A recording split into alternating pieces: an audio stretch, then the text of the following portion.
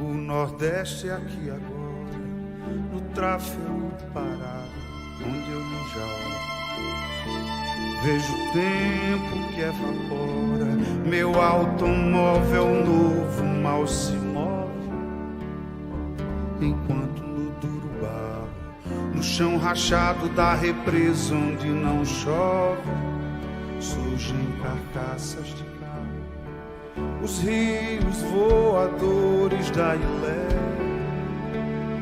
mal desaguam por aqui e seca pouco a pouco em cada veia o aquífero Guarani. E assim do São Francisco a São Francisco, um quadro a terra, por água, por um córrego, um chuvisco, nações entrarão em guerra.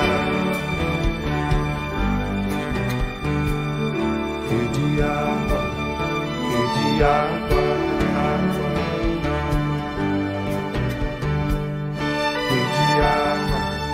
e de água.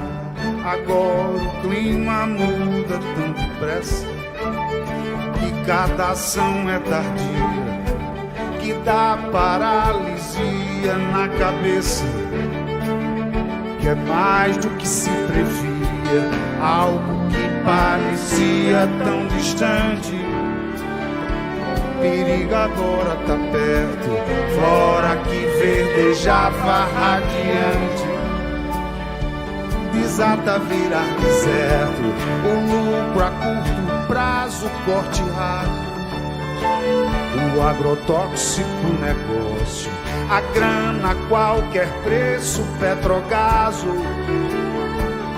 combustível fóssil, o esgoto de carbono a céu aberto, na atmosfera no alto, e o rio enterrado e encoberto por cimento e por asfalto. Que de água, que de água.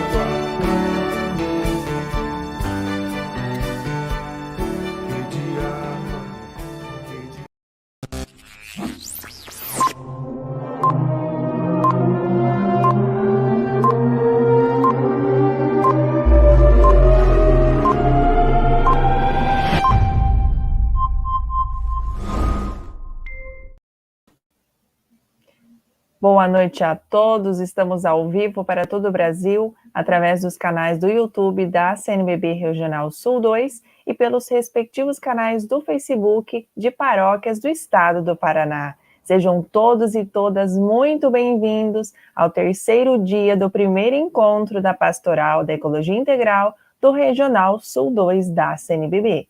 Eu me chamo Letícia e vou conduzir as apresentações desta noite. O tema central será Nascentes, Segurança Hídrica e Sustentabilidade. E contaremos com duas participações ilustres. Antes dos convidados serem chamados, curta e compartilhe esta live com seus amigos. E comenta lá no chat pra gente de onde você está nos assistindo, qual paróquia, diocese que você pertence. Se você tiver alguma dúvida também sobre os assuntos que serão abordados, comenta lá no chat, que responderemos ao final das apresentações. Combinado, pessoal? E se você perdeu as noites anteriores de debates sobre o Dia Mundial de Oração pelo Cuidado da Criação e Tempo da Criação, juntamente com o momento celebrativo, e quer acompanhar como foi, é muito simples. Basta acessar o nosso canal do YouTube, CNBB Regional Sul 2. Ok? Então, sem mais delongas, neste momento, eu convido para iniciarmos nossa terceira noite de debates o professor Éder Tomazella, que é licenciado em Geografia, especialista em Geografia e Meio Ambiente, professor da Rede Pública de Ensino do Paraná e também membro da Pastoral da Ecologia Integral.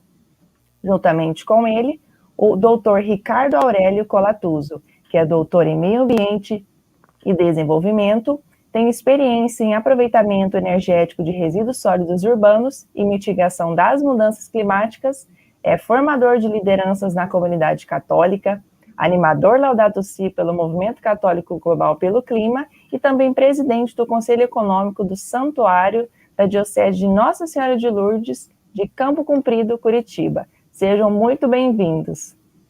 Muito obrigado. É um prazer recebê-los nesta terceira noite de debates. Tudo bem. Bom, sem mais delongas, professor Éder, se quiser iniciar. Tá certo. Boa noite a todo mundo que está aí nos assistindo. Então, nós temos para essa noite esse tema que ele é de uma relevância muito grande, que são as nascentes, né?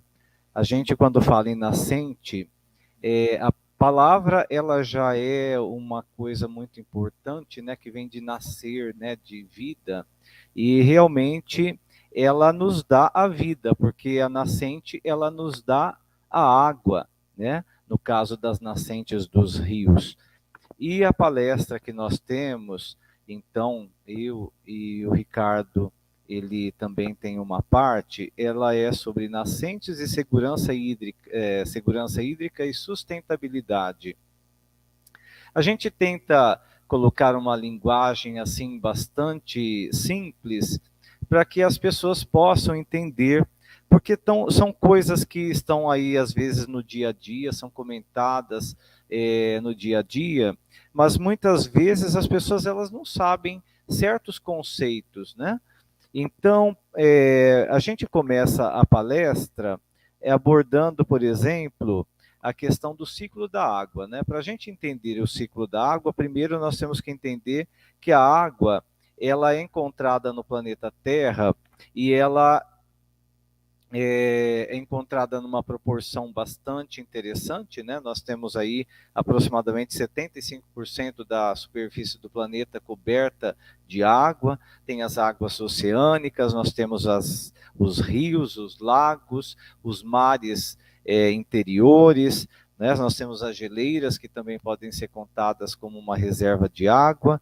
Então nós encontramos a água na atmosfera, né? Existem os rios voadores, as chuvas que chegam até nós através das nuvens que estão formadas de vapor d'água, e quando elas ficam saturadas, então elas promovem a precipitação ou as chuvas. Então nós temos a água basicamente em três estados, né? O líquido, o sólido e o gasoso, né? Então o gasoso mais para a atmosfera, o sólido mais para as geleiras e o líquido mais no caso dos oceanos, rios, lagos e assim por diante, certo? E a água, ela passa por uma série de transformações durante a circulação que ela promove no planeta, né? Então, quando a gente vê uma imagem do ciclo da água, a gente entende o seguinte, olha, a água ela tem que basicamente evaporar, certo? Então a água evapora a partir das massas líquidas, os mares, os lagos, os rios, enfim, todo tipo de água que esteja em algum lugar e que está em situação líquida, através do calor do sol, ela vai evaporar, certo? Ela evapora, então, aí ela já está na situação gasosa, né, através de vapor de água. Esse vapor de água, quando concentrado em grande quantidade, ele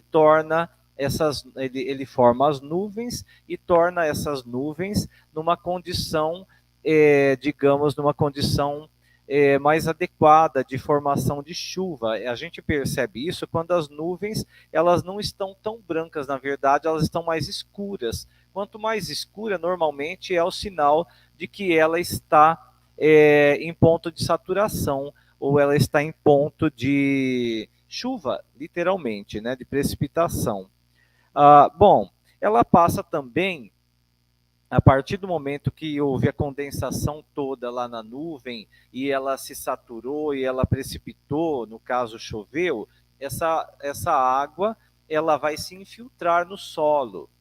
A água também pode escorrer, certo? Mas a gente sempre espera e a gente percebe que a água sempre também está infiltrando. A infiltração da água é extremamente importante porque a partir do momento que a água está infiltrando, ela vai abastecer os lençóis subterrâneos, a gente chama normalmente de lençol freático, certo? As plantas, elas são indispensáveis nesse processo. Por quê?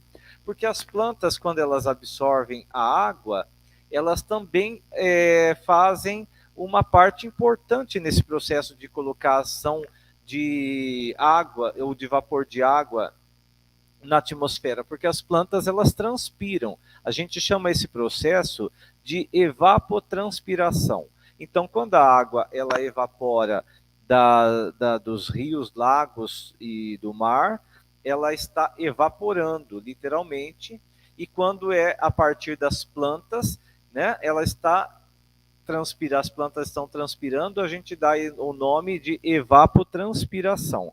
Esses processos são indispensáveis para a formação de chuvas. Por isso que quando nós temos uma região sendo desmatada, ou por isso que cada árvore que a gente corta, a gente interfere diretamente nessa questão da presença da água num determinado lugar e na formação de vapor de água e de nuvens naquele lugar. Ainda que tenham as correntes que tragam a umidade de outras regiões, não necessariamente apenas a chuva se forma naquele lugar, né, a partir da evaporação das massas líquidas daquele lugar, certo? Mas cada árvore que nós cortamos, seja em que região for, nós estamos perdendo uma maneira de colocar o vapor de água na atmosfera e, consequentemente, a formação das nuvens e das chuvas, certo? Então, por isso, o ciclo da água, ele é indispensável na existência, na circulação dessa água e, consequentemente, a maneira de que a água ela chegue até nós sempre, certo? A partir do momento que você interfere na natureza de forma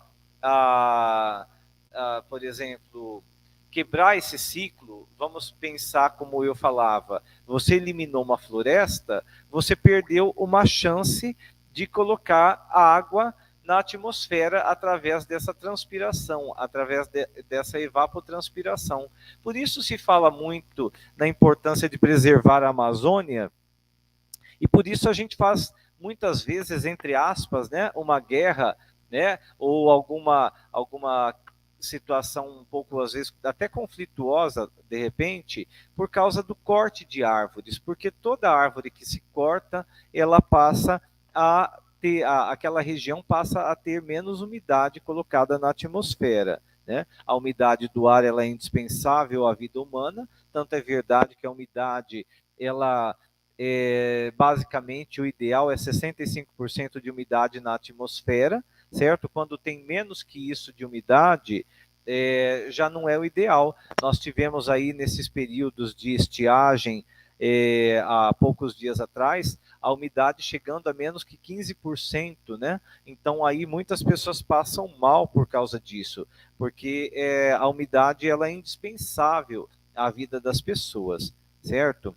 Bom, eu acho que essa figura, ela deixa muito claro o que seria o ciclo da água. Nós vemos várias maneiras de representação do ciclo da água, né? Mas ela está bem simplificada. Então, a evaporação, a formação das chuvas, claro que precisa ter o sol, o calor é que vai provocar essa evaporação e essa evapotranspiração, no caso da transpiração das plantas. Aí, nós temos essa condensação formando as chuvas, as nuvens, né, porque existe uma troca de ar quente com ar frio e esse vapor todo vai se aglomerando cada vez mais. Quanto mais presente na nuvem, mais ela vai ficando com essa corzinha acinzentada, às vezes até bem azulada, isso significando a quantidade de vapor que tem na atmosfera, naquela nuvem, quantidade de vapor de água, quantidade de umidade, e aí, então ela precipita e vai abastecer os rios, o lençol freático e tudo que tem de espécie de vida nesse lugar, certo? No segundo slide, a gente vai então abordar a questão da nascente propriamente dita, né? Como a gente falou, a nascente, ela é o surgimento da água naquela região, naquela superfície, né? Tem alguns autores, né, conforme eu estava fazendo aí uma pesquisa para completar um pouco as informações, alguns autores apresentam a palavra surgência, né? Eu achei uma palavra interessante. A surgência é o nascer da água, né? É o fluir da água do subsolo para a superfície. Então nós temos aí, olha, uma foto de uma nascente, uma bonita nascente. Ela é aqui do município de Santa Fé, onde eu moro, aqui no Paraná, no norte do Paraná. Não é de muito tempo atrás, ela está em boas condições, ela é rodeada de árvores, de bambu, tem aí às vezes algum eucalipto e tal, mas não o suficiente para secar ela, né? Porque tem algumas árvores que não são tão apropriadas. E é uma área muito bonita de ser visitada. Ainda bem que poucas pessoas têm acesso, né? Porque as pessoas vão e elas não sabem muitas vezes preservar o lugar. E isso é uma riqueza. Toda pessoa que tem uma propriedade, uma nascente como essa, ela é dona de uma verdadeira riqueza, visto que a água está tão escassa, né? E a água, ela vai surgir aí, por quê? Porque quando choveu, a água entrou no subsolo, né? E ao mesmo tempo que essa água entrou no subsolo, existem alguns lugares entre as rochas onde essa água vai ficando depositada, que são lugares que afloram na superfície, né? A gente poderia dizer que isso é o afloramento do lençol freático, né? Então, aí perto do rio, o rio vai rebaixando a região, porque ele provoca, de certa forma, a erosão ao longo dos milhões de anos de sua existência, e obviamente que nessa erosão, né, que ele vai rebaixando o relevo ali naquela área, ele vai provocando aí o contato da rocha com a superfície e, consequentemente, essa água que está depositada em alguns lugares, ela acaba surgindo, né, na superfície. Então, a necessidade das árvores em torno da nascente, ela é indispensável, porque ela vai ajudar, ao invés de chover simplesmente a água escorrer, ela vai contribuir para que a água ela caia naquela superfície e ela infiltre-se no subsolo. E é indispensável que isso aconteça, por quê? Porque quando isso acontece, isso vai estar abastecendo de uma forma mais fluente essas nascentes. Quando a água se esgota no subsolo, o que vai acontecer? Há o perigo até do rio secar, se ele depender de poucas nascentes e elas tiverem esse problema de falta de infiltração ali naquela área. As nascentes, elas podem ser nascentes que a gente chamaria de perenes. As nascentes perenes, elas são aquelas nascentes que têm água praticamente o ano todo. Mesmo num momento de escassez de chuva, ela só seca se houver um caso extremamente grave, porque senão, ainda que diminua talvez até um pouquinho o volume, mas ela continua ali firme e forte. E essas seriam as nascentes chamadas de perenes. As nascentes também podem ser temporárias. Por quê? Porque tem regiões que não chove tanto. Então, as nascentes, elas são alimentadas pelo período de chuva. Se os períodos de chuva são poucos, são escassos, então vai haver pouca infiltração e, consequentemente, ela vai se esgotar, porque ela vai estar com esse afloramento de água jorrando na superfície, mas ela vai acabar em breve, né? Nós temos, por exemplo, a região do semiárido nordestino. Lá no semiárido nordestino, o clima, ele permite entre aspas, né? Mas o clima, ele apresenta características de aí 3 meses, basicamente, de chuvas. Se não chove nesses 3 meses, provavelmente não chova quase nada nos outros 9 meses do ano. Então, se choveu só 3 meses, óbvio que essa nascente ela não vai ter água por tanto tempo como na região que nós moramos, que apesar do clima estar sofrendo toda essa transformação extremamente triste para nós, né, que vivemos aqui, porque nós somos acostumados com muita chuva, as nossas nascentes ainda estão resistindo. Mas eu via uma foto esses dias numa página de Facebook aqui no estado de São Paulo, em que havia fotos de um rio já seco, né? Ou seja, ali as nascentes já perderam toda a sua água. Eu entrei em contato com o dono da fotografia e ele falou que tinha fotografado naquele domingo mesmo a nascente. Então era extremamente recente. Isso faz aí por volta de um mês, né?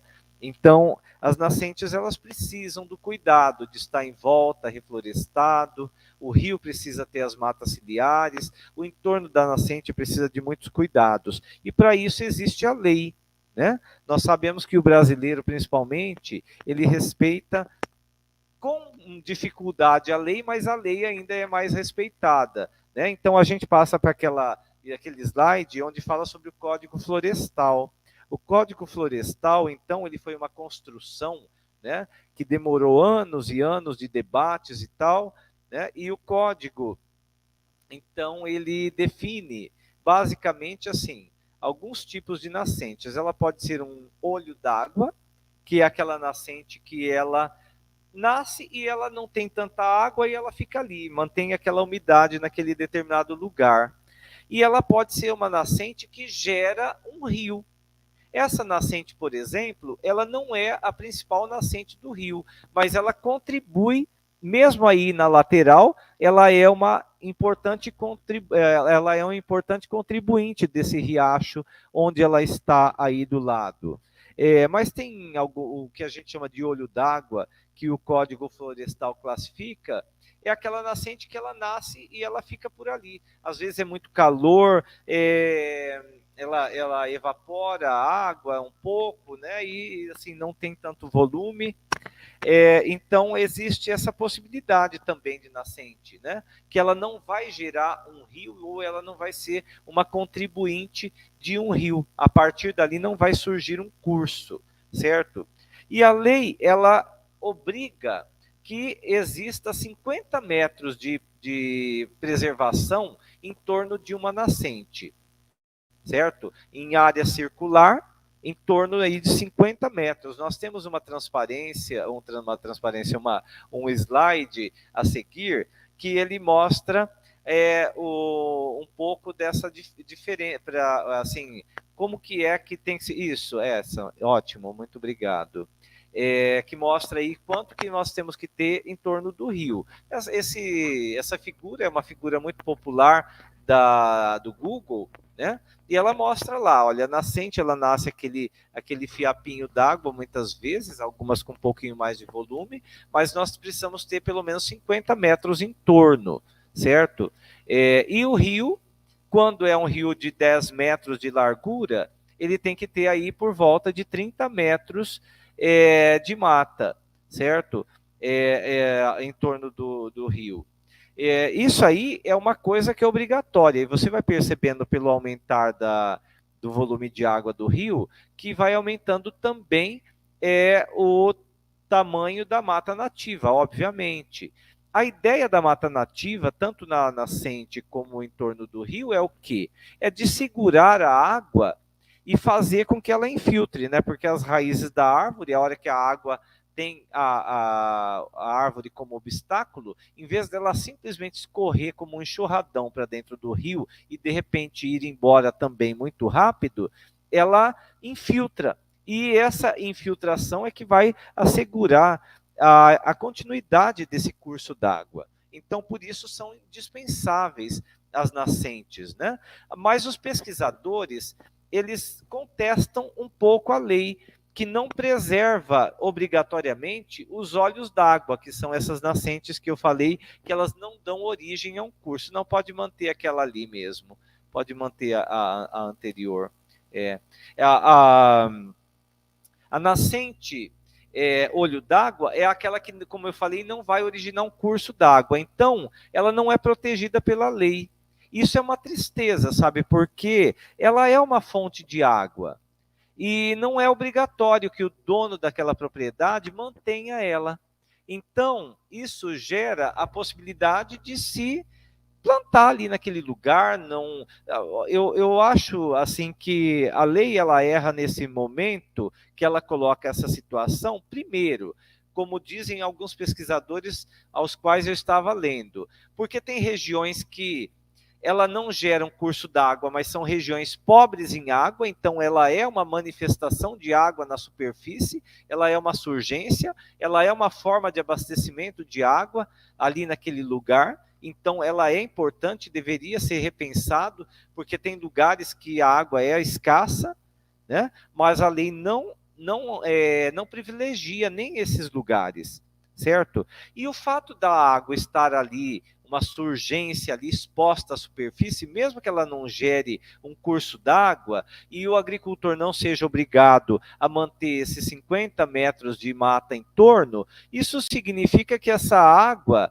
ela pode estar sujeita à pulverização de uma lavoura e receber todo aquele agrotóxico que está sendo jogado ali em torno. Então, assim, isso é um crime contra a natureza, ainda que não seja protegido pela lei, ainda que não seja considerado um crime pela lei, é um crime contra a natureza, porque nós não estamos num momento de que a água pode ser desperdiçada, né? Não vamos cair naquela besteira de olhar para o planeta Terra e falar, nossa, tem tanta água aí, e aí você tem um professor de geografia lá falando que a água vai acabar, tem o fulano de tal falando que a água vai acabar, a água não vai acabar nunca. Não, enquanto líquido, realmente, ela não vai acabar. E a água ela vai acabar no planeta o dia que o planeta acabar mesmo. Enquanto líquido, ela deve existir. O problema é a água potável, é a água de boa qualidade. E nós sabemos que a água de boa qualidade, basicamente de fácil acesso para que nós possamos beber, e não tão fácil acesso, mas a água doce, né? Ela seria aí por volta de 3%. Então é pouco. E se a gente tirar aí a água que está nos rios e lagos, que é a mais acessível, é uma porcentagem aí de 0,8%, 0,9%. Uma grande parte está nas geleiras. Nós não temos nem acesso aqui no Brasil. No Brasil não tem geleiras. O país é um país basicamente quente. Então não podemos desperdiçar água, né? Então a lei ela deixa desamparado esses olhos d'água. Isso é muito triste, né? Ao entorno da nascente, ele também tem que ser muito mais preservado. Nós víamos ontem os vídeos que foram apresentados ao final das apresentações de ontem. Eu visitei, a professora Tereza, nós aqui da Pastoral do Meio Ambiente, o Tiago, seminarista, né? Nós fizemos aí uma visita num domingo e nós percebemos que você olha a mata de longe, ela tem uma matinha, mas ela não dá 50 metros. E quando a gente chega perto da nascente, ela está toda tomada de lixo, de buracos, que a água que escorre pelas laterais, ou o despejo da água das estradas, ou até das galerias pluviais que trazem a água da cidade, e despejam simplesmente ali dentro daquela nascente, e como nós constatamos, né, até esgoto clandestino, literalmente. É impossível. A gente constata aqui na região que eu moro, assim, se nós dependêssemos das nascentes de água do entorno da cidade para abastecer os moradores, nós já teríamos morrido de sede há muito tempo. Então, assim, é uma calamidade o que a gente vê. Nós voltamos horrorizados com a situação que nós constatamos. E não longe, né? Eu aí, por volta de 2 anos atrás, eu preparei um trabalho sobre o Rio Bandeirantes do Norte, que é um rio importante, aqui da região que eu moro, e eu visitei a nascente do Rio Bandeirantes. Ele nasce embaixo de um frigorífico, na cidade de Arapongas. É um rio que tem 108 quilômetros, ele não é realmente um grande rio, mas ele é importante para a região onde ele passa. E ele nasce embaixo do frigorífico em Arapongas. Apesar de estar uma matinha ali em torno de onde eu visitei, a gente vê no alto do barranco lá o frigorífico, tudo que se despeja, tudo que há de despejo dentro daquele frigorífico, dentro da área daquele frigorífico, ali no alto, no solo daquele lugar, quando chove a água passa por ali e com certeza traz para a nascente do Rio Bandeirantes.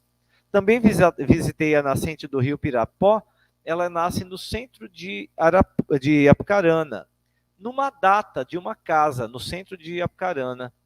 E não tinha proteção, eu não conseguia acessar exatamente ao lugar. Eu vi aqui do muro da rua, porque não tinha ninguém na casa, a gente não pôde entrar, mas não tinha árvores em torno. A gente via o lugar onde talvez tivesse sido até uma horta, porque quando eu vi na TV era realmente uma horta, alguns anos atrás, né? Claro, talvez está ali protegida, é uma casa, tem um gramado e tal, né?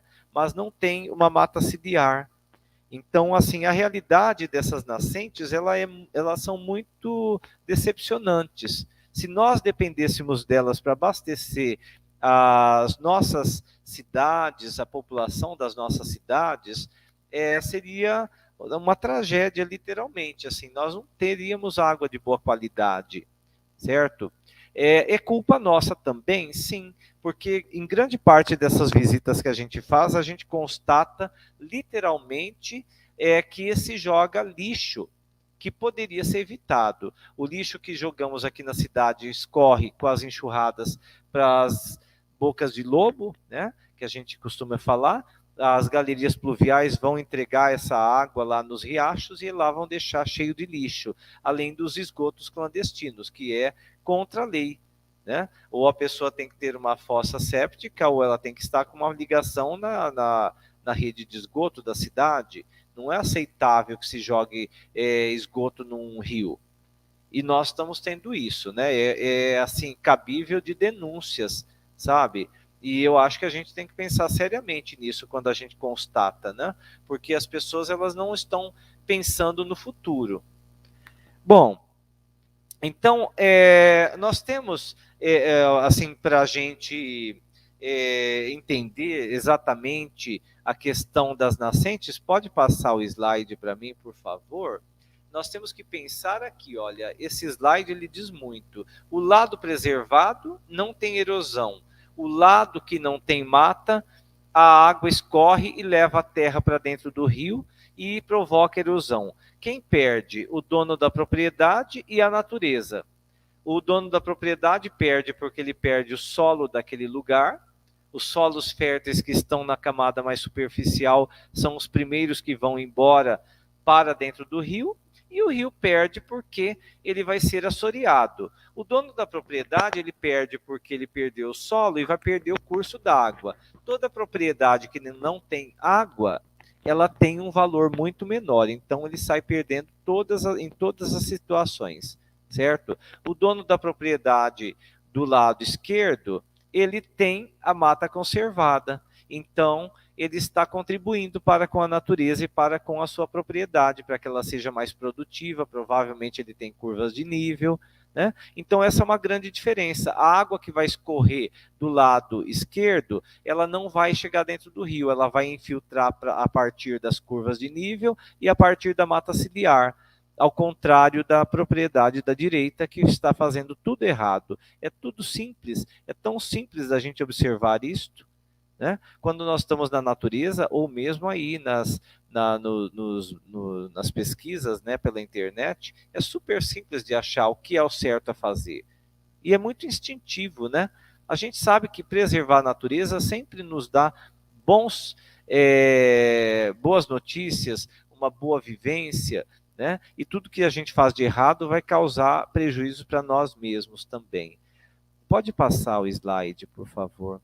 Aqui nós vemos um retrato, uma imagem de satélite da região lá de Ibaiti, se não me falha a memória. Eu achei que ela está bem caracterizada como uma bacia hidrográfica, né? Nós vemos no alto as nascentes e as laterais, onde tem essas árvorezinhas em torno. Ela tem a configuração de um galho de árvore, repara só, né? O centro é o rio principal e as laterais nós vemos os pequenos riachos que abastecem, né, são todas nascentes importantes e que vão abastecer um rio maior. Cada uma dessas pequenas nascentes, elas são importantes, são indispensáveis. Não tem essa de achar, não, isso aqui é uma nascentezinha pequenininha, eu vou entupir ela, não vai causar nenhum dano para a natureza, não, é pouquinha água. Não, toda nascente mal preservada, mal cuidada, e que alguém fez esse crime de entupir a nascente para que não jorre mais água, para ele poder plantar, Isso é um crime. E você está perdendo, sabe? Porque a falta de água, ela é falta de água para a natureza, para os animais, para os pássaros, para as árvores e também para nós, né? Então a gente tem por obrigação preservar as nascentes, plantar as árvores, nós temos que cultivar essa mata ciliar, custe o que custar, porque ela é indispensável para que a nossa propriedade tenha água, para que a região tenha água, né, para que a água não escoe toda embora e cause ainda para piorar a erosão. Pode passar para mim essa imagem, olha só. Se a gente colocasse, não sei se alguém já viu um corpo humano só com os vasinhos sanguíneos. É interessante, eu já tive a experiência muitas vezes de ter aquela imagem e eu estou com ela aqui na minha cabeça. E quando eu olho para o mapa do Brasil com essa imagem, destacando aqui os cursos d'água principais do nosso país, eu acho que é difícil a gente não associar o território brasileiro com os cursos d'água, com aquela imagem do corpo humano e seus vasos sanguíneos. O curso d'água, ele coloca a vida em qualquer lugar por onde ele passa. É impossível não associar isto. Então, é por isso a necessidade de nós termos a colaboração de todo mundo, né? Tanto de nós que jogamos o lixo na rua e o esgoto no lugar errado, para pararmos de fazer isto, e para quem tem uma nascente no seu terreno, na sua propriedade, para que ele preserve, que ele coloque lá as árvores que estão faltando, e se puder que seja mais de 50 metros, e faça a curva de nível naquele lugar, em torno, para que a água não chegue com velocidade e vai arrombando tudo, e de repente vai ter aí, pode até passar para mim, Luiz, nós vamos ter aí daqui a pouco mais para frente, mas pode manter nessa aí, olha, ao fundo nós temos a nascente com esgoto e lixo, sabe? Para que nós não tenhamos isto. Olha só, no Brasil nós temos 91 mil toneladas de esgoto sendo produzidas por dia. Olha a gravidade disso. Num país que está secando, olha a frase em destaque lá no alto, o Brasil é um país que está secando. A ONU apresentou dados sobre o clima no planeta e destacou que o Brasil, desde a virada do milênio, está secando. Nós que temos o orgulho de dizer que temos 12% da água doce do planeta, como que nós podemos aceitar uma coisa dessa? Nós temos uma população crescente, nós dependemos de agricultura, nossas indústrias vão ficar sem água, a população vai ficar sem água, nós estamos perdendo água. E a pouca água que está nos restando, nós estamos contaminando com 91 mil toneladas de esgoto por dia. Não com 91, porque tem uma parte que é tratada, mas olha, menos de 5 mil passa por algum tipo... 5 mil não passam por tratamento nenhum. 5 mil toneladas não passam por tratamento nenhum de água. Então é a maior parte. Então nós estamos assim, desperdiçando água, poluindo ela. Não é desperdiçando nem jogando lá para lavar calçada, empurrando folhinha com esguicho, que é lamentável, né? Não é que não pode lavar, tal, mas usar racionalmente. Mas nós estamos desperdiçando, jogando esgoto dentro das nossas nascentes. E o Paraná, por incrível que pareça, ele ainda tem 64% dos seus esgotos, mas assim que recebe algum tipo de tratamento. Olha o estado do Maranhão, pelo menos os dados que eu peguei, né? Eu não me lembro agora exatamente, mas eu procurei pegar de um site confiável, e tudo que eu li parecia muito mais confiável. Apenas 4% dos esgotos do Maranhão tem algum tipo de tratamento. Você imagina se no Paraná a gente já vê a realidade abominável, terrível que nós estamos vendo. Imagine o Maranhão, como que está. E uma grande parte do estado do Maranhão é região nordeste, ou seja, chove pouco, como é o interior de toda a região nordeste, 3 meses por ano, que tem a condição de chuva, e ainda vai desperdiçar água com esgoto? Será que não tem como agilizar esses tratamentos de esgoto? Pode passar para a gente. Já estou quase encerrando. Olha, essa é uma imagem bonita feita de drone. Aqui é o Rio Bandeirantes do Norte, né? Nós temos aí, tem um cuidado, né, com a mata ciliar. Pelo menos um dos lados é mais protegido. Do outro lado, parece que não se respeita tanto a área de conservação em metros, né? Tem lugares ali que a gente identifica na imagem, assim, com mais metros do lado esquerdo do que do lado direito, mas existe realmente já uma sensibilização, mas falta muito a gente avançar ainda. Pode passar o slide.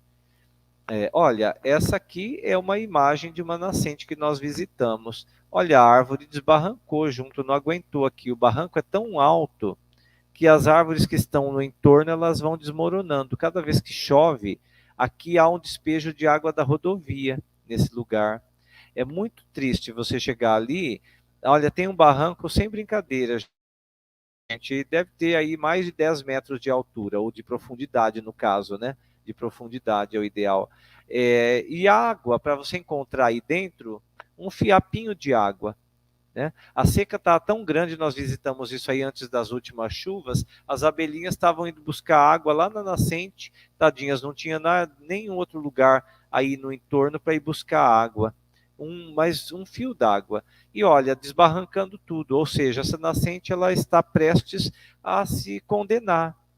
E o entorno dela não tem 50 metros de área preservada. Então, isso é o que realmente falha, às vezes, na agricultura, sabe?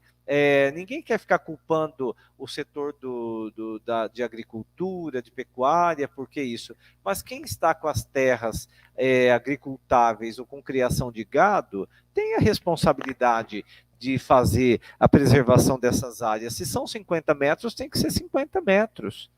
Não é plantar umas arvorezinhas e largar lá. Aí depois vem os despejos de água da rodovia e acabam com tudo. Então, assim, nós temos que melhorar muito a nossa forma de entender a preservação das águas, certo? Olha lá, pode passar para a gente. Olha, outro exemplo horrível, essa é a maior vossoroca que nós temos aqui em Santa Fé. O que é uma vossoroca? Vossoroca é o estágio extremamente avançado de uma erosão. E essa é imensa, ela tem centenas de metros de comprimento, algumas dezenas de metros de profundidade. Ela está literalmente abandonada. Cada vez que chove, ela desbarranca mais um pouco, certo? Então, isso é na área rural. Nós temos problemas na área urbana e nós temos problemas na área rural. Cada um tem que assumir a sua parte, né? Nós estamos vivendo um momento de alerta, né? Nós não temos como muito mais tempo para cuidar da natureza. Nós temos que correr isso agora. Olha só que nós estamos vivendo a respeito do crescimento populacional. Olha, nós temos aí, hoje em dia, uma grande parte da população vivendo nas cidades. Nós saltamos de 32 milhões de habitantes lá nos anos 60 para 220 milhões hoje em dia, morando nas cidades. Essa população precisa de água. Então, precisa estar chovendo, precisa estar infiltrando essa água, para que esses mananciais de água tenham água para oferecer para a população. Então, o que nós estamos fazendo a partir dessas imagens? Não são imagens que eu estou apresentando, essas imagens são aí popularizadas por aí, não necessariamente essa, mas outras. Onde que nós estamos sendo tocados para mudar o nosso conceito, né? Onde que nós estamos sendo tocados para nós cobrarmos das nossas autoridades? E, infelizmente, no Brasil, nós estamos vivendo um momento em que a política não tem favorecido em nada, né? As nossas autoridades, elas vivem um negacionismo quanto à questão ambiental também. Não está acontecendo mudança climática, assim, diz que faz, mas não faz, Os órgãos que fiscalizam a proteção da natureza estão sendo desmantelados. O que está acontecendo? Nós estamos perdendo mais, nós estamos perdendo o Brasil, que foi sempre conhecido principalmente pelas suas riquezas naturais, né? O que nós estamos perdendo? Tudo, nós estamos jogando tudo para fora, né? Perdendo a água, perdendo o solo e perdendo em breve até a água para abastecer a nossa população. Ah, mas tem a água do mar. Quanto custa para tirar a água do mar e transformar ela em potável? Quem está fazendo isso são os países árabes, ou países que vivem lá no deserto, que talvez tenham petróleo, bastante petróleo ainda, né, como fonte de renda, e ainda se vende bastante, para tirar o sal da água do mar. Mas nós não precisamos. Nós poderíamos vender água, né? Mas então temos que repensar esses nossos padrões de uso do solo, tanto urbano como rural. Pode passar. Olha, até estou terminando, tá? Eu já estourei o tempo, me desculpa, a gente se perde um pouco. Aqui é a região da Escarpa Devoniana. Ela é no Paraná e ela é um dos principais lugares onde se abastece o lençol freático chamado Aquífero Guarani. Ela está sendo ameaçada porque estão afrouxando as leis para uso agrícola, não teria necessidade. Estamos nessa imagem nem tanto, mas nós temos imagens em que ela é rodeada de plantação de eucaliptos e pinos de reflorestamento. E o pinos e o eucalipto, eles consomem água demais, eles estragam essas áreas, além de estragar a paisagem, a beleza cênica, né? Porque são lugares de turismo. Então nós estamos, olha, até o estado do Paraná, que muitas vezes se orgulha de dizer que aqui a natureza é mais bem conservada, está aí afrouxando as leis. A cada pouco nós vemos atentados. Há pouco tempo atrás nós temos aí na TV a rede de alta tensão que tem que passar pela Escarpa Devoniana, que fizeram um monte de gambiarras nos relatórios de impacto ambiental para aliviar a coisa e passar por cima da Escarpa Devoniana. Não sei, me parece que está embargado na justiça. Assim, tudo coisa para destruição dos nossos mananciais de água. Uma região como essa não pode nem pensar em fazer uso de forma errada. Ela é a nossa caderneta de poupança para os momentos em que faltar as chuvas. Além dos poços artesianos clandestinos que tiram água e usam de forma irracional. Pode passar. Para encerrar, né? Só podemos fazer o quê? Uma prece, né? Que Deus toque o coração humano e a gente possa ser consciente, né? Para não desistir. Nós que temos a consciência que a gente não desista de ainda trabalhar pela natureza, porque o capitalismo é um sistema econômico que vigora na humanidade, nós vivemos nele, não dá para ficar contra totalmente o sistema capitalista, a gente depende dele para viver. Mas o capitalismo selvagem, que pode passar por cima de qualquer coisa e destruir a natureza, esse nós não podemos aceitar. Então que a gente tenha força, né, para continuar trabalhando da maneira como nós pudermos. Eu agradeço a atenção, me desculpa eu ter estourado o tempo aí, né?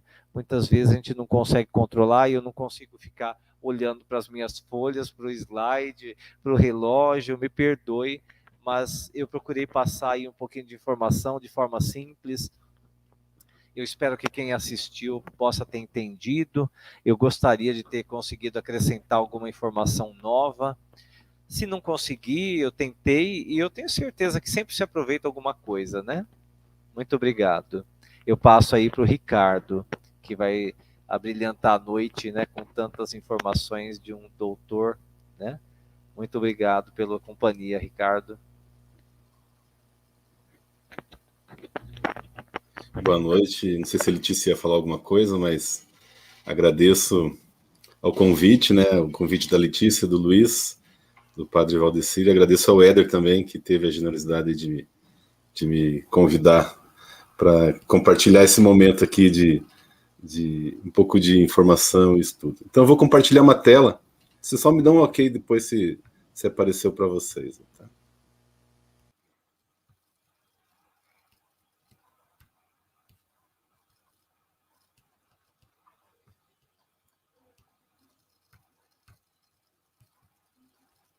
Apareceu, gente? Tudo certo?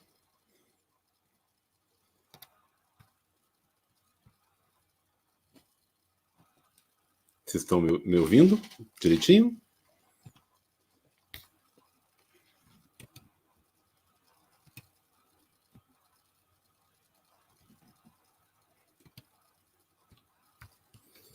Bom, gente, então eu fiquei com a parte aqui mais de segurança hídrica, né?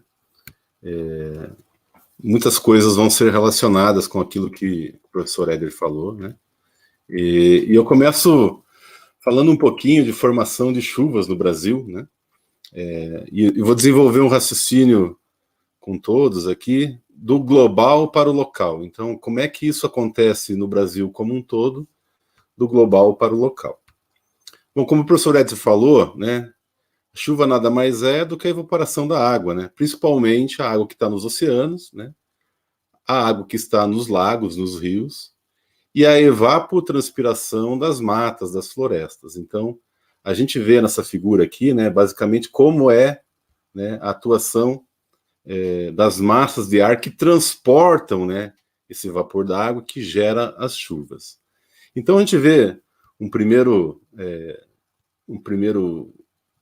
primeira massa importante aqui, né, que é essa massa em roxo, que é a massa polar, né, que é quando a gente vê aquela entrada de ar frio, né, de ar frio que vem do polo, né.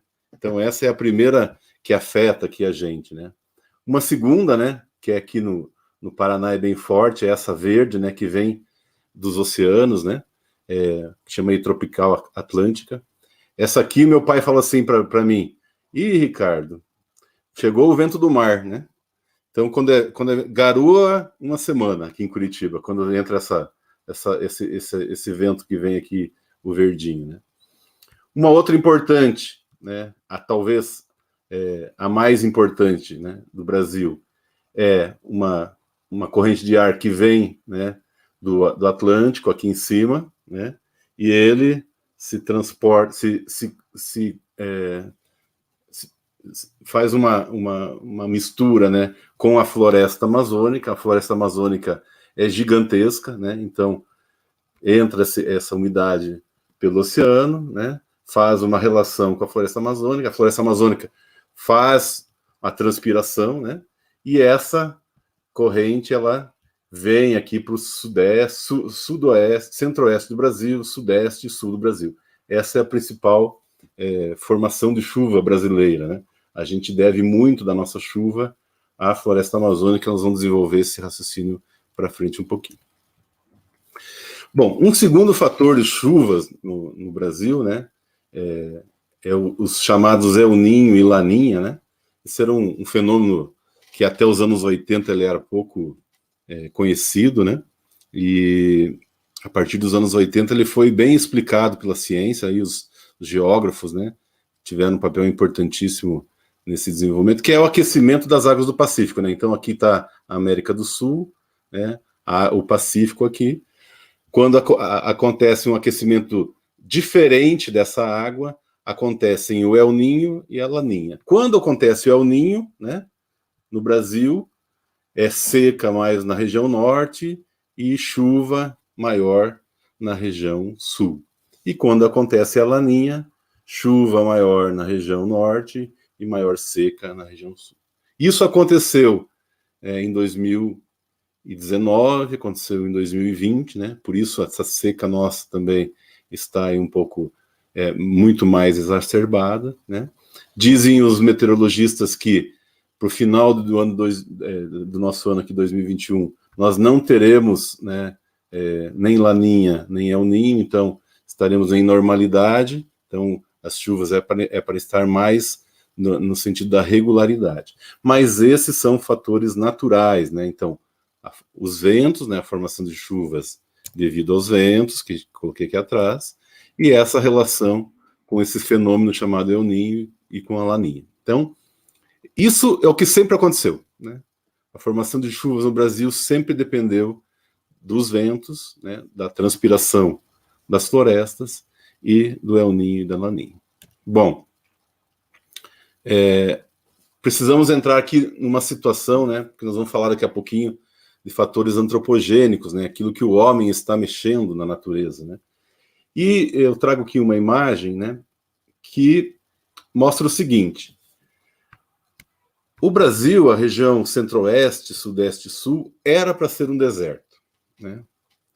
Era para ser um deserto porque essa região está na mesma faixa, né, de desertos como o Outback na Austrália, como o da Namíbia, no Kalahari, do Kalahari na Namíbia, e como o deserto do Atacama no Chile. Mas aqui não é deserto, né? E o que faz não ser deserto, né? Nós fomos abençoados por Deus pela existência de duas coisas: a floresta amazônica, né, e a Cordilheira dos Andes. E já vou explicar o porquê. Então, esse vento que eu mostrei na primeira tela lá, né, acontece a evaporação no oceano, e o vento traz essa umidade para dentro do nosso continente, né, e faz uma relação, né, uma troca aqui com a floresta amazônica, e esse vento continua, né, ele bate lá, né, essa umidade bate na Cordilheira dos Andes, né, e se desloca no sentido da região centro-oeste, sudeste e sul do Brasil. E isso é o que eles chamam aqui de rios voadores, né? É tamanha essa umidade que vem, né, do norte do Brasil para o centro-oeste, sudeste e sul, que eles chamam isso de rios voadores, né? E que regula, né, as variabilidades naturais, as instabilidades. Então, quando não está chovendo, né, a própria floresta evapora a umidade e faz chover, né? Por isso a gente sente muito menos, ou sentia muito menos, né, os efeitos das secas, né? Os efeitos do El Niño e da Laninha.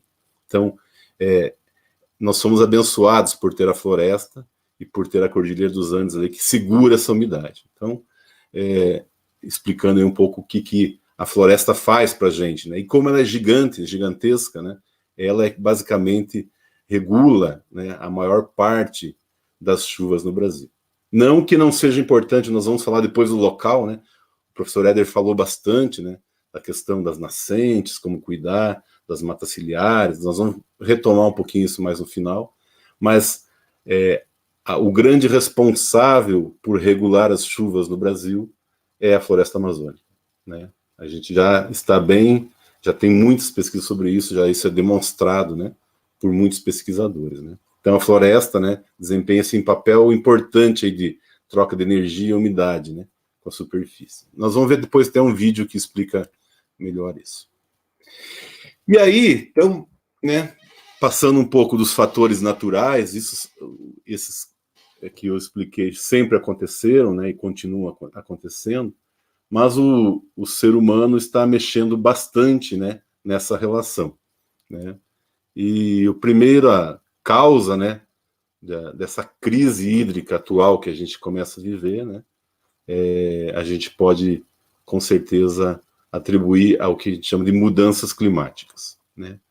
A gente falou um pouco sobre mudanças climáticas no encontro passado. Quem se lembra um pouco da nossa fala vai recordar, né? São 3 efeitos diferentes, né, mas que se interligam. Um é o efeito estufa, né, o efeito que o Sol causa, né, de aquecimento na superfície terrestre, na atmosfera, né?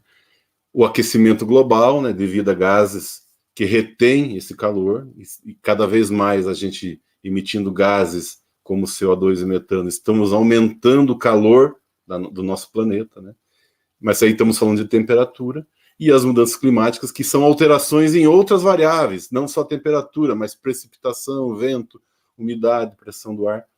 Então, as mudanças climáticas têm um efeito aí bastante grande no ciclo hidrológico brasileiro, né, e mundial, né?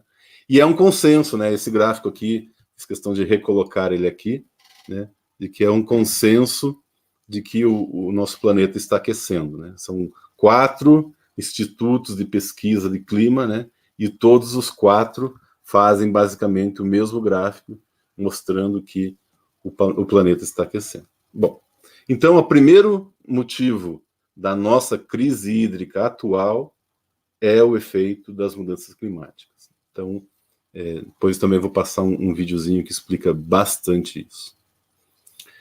Uma segunda causa, né, importantíssima aí, e que basicamente está direto nas mídias brasileiras, nos jornais, nas mídias sociais também, eu classificava em dois num só, né? Desmatamento e queimadas, né?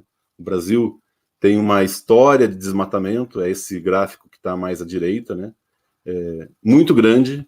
Tivemos uma redução boa aí em meados de 2010, 2011, mas nunca deixamos de desmatar, né? A Amazônia sempre foi muito atacada em termos de desmatamento.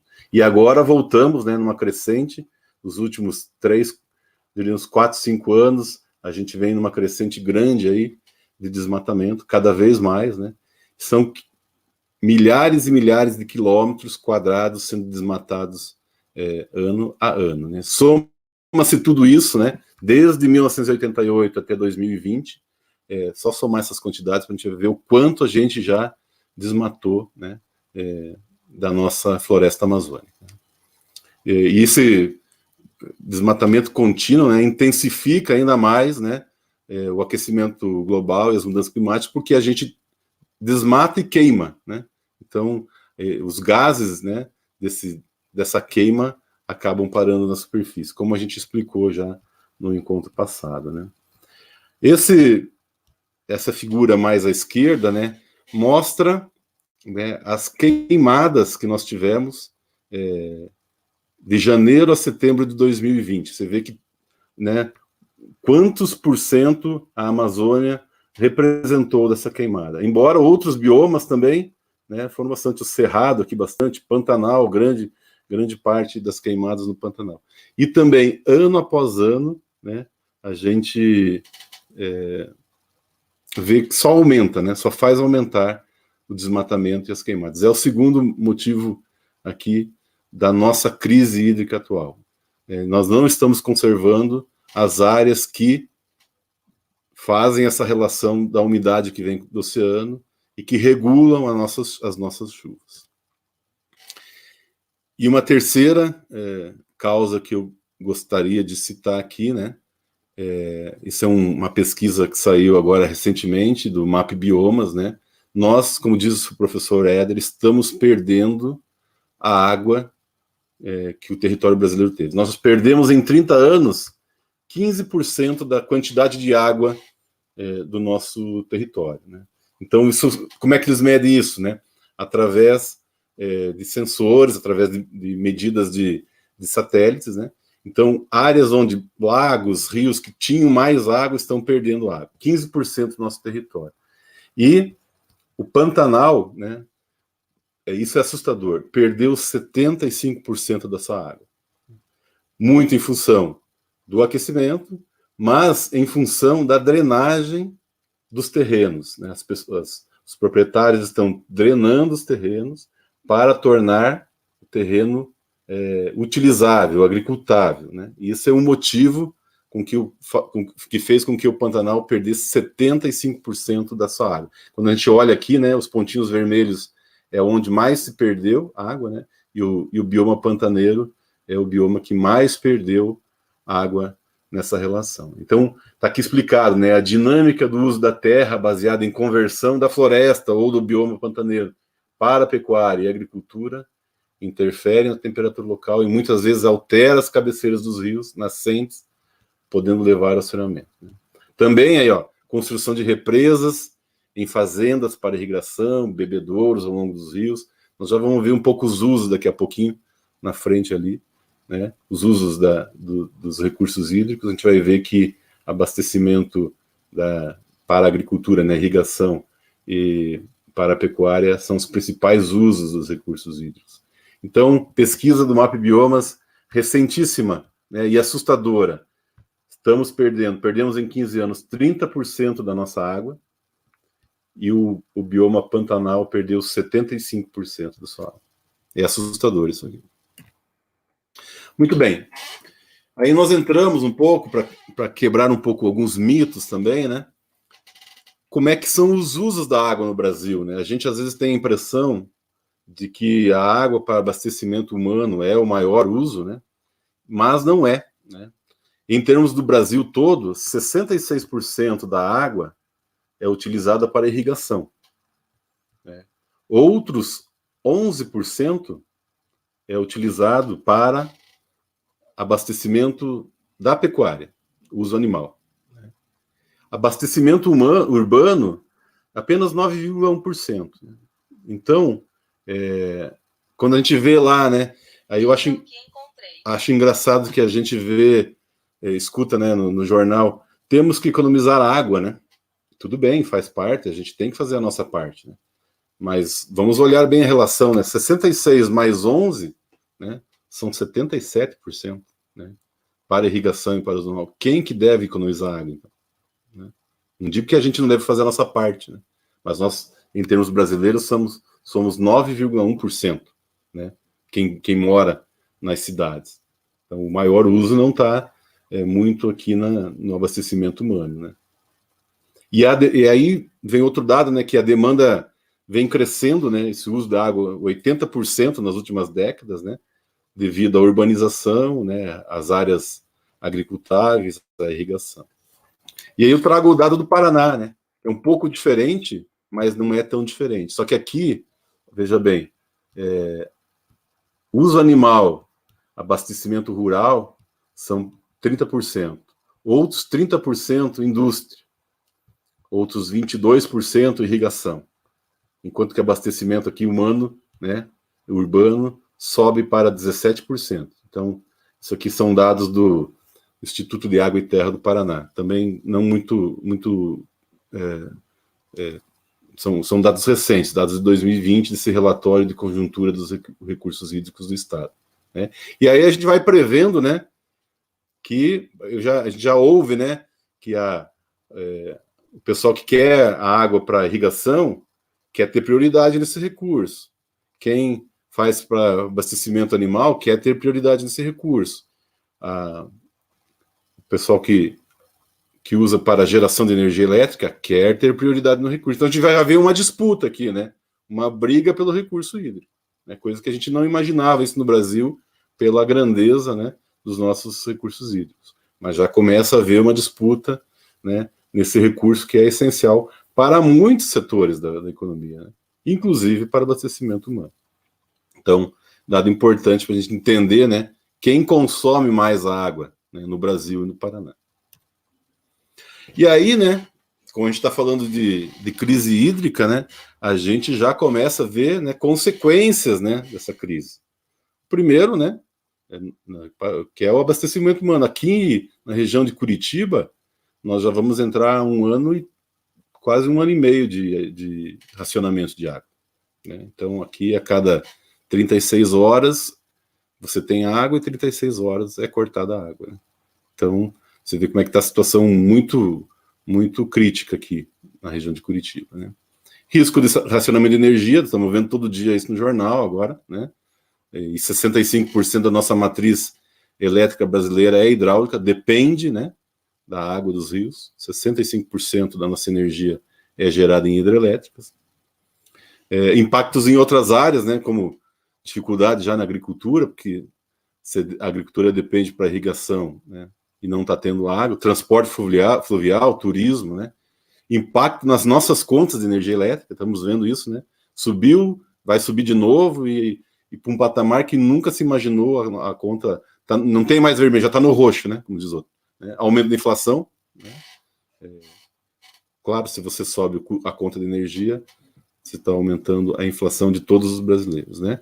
E a consequência, talvez uma das piores, é a necessidade de acionamento de termoelétricas. Né?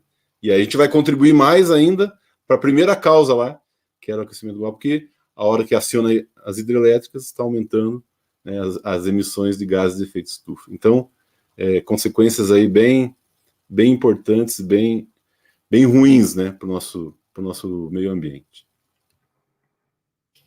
Então, antes de continuar a segunda parte, então falei um pouco mais do global agora. Eu queria que o Luiz passasse o primeiro vídeo, Luiz, se pudesse passar para a gente, para falar um pouco, para ilustrar um pouco essa primeira parte que a gente falou aqui. Depois eu entro na parte mais local, que vai contracenar aí com o que o professor Éder falou.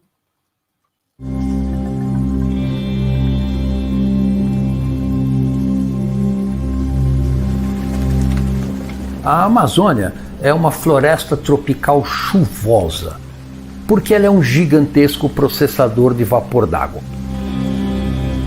Na verdade, muitos cientistas colocam que a própria floresta controla o clima sobre a região amazônica. Então isso faz do ecossistema amazônico um ecossistema único no nosso planeta.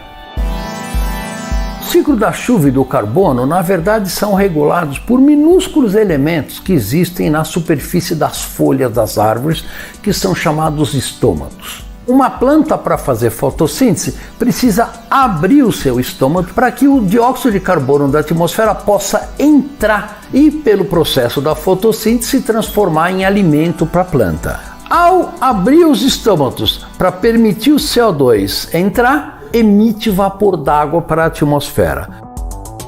A Amazônia é uma gigantesca fonte de vapor d'água que inclusive irriga o agronegócio no Brasil Central, irriga muito do sul do país e por causa da enorme convecção que ocorre na região tropical, é uma fonte gigantesca de vapor d'água para a atmosfera global como um todo.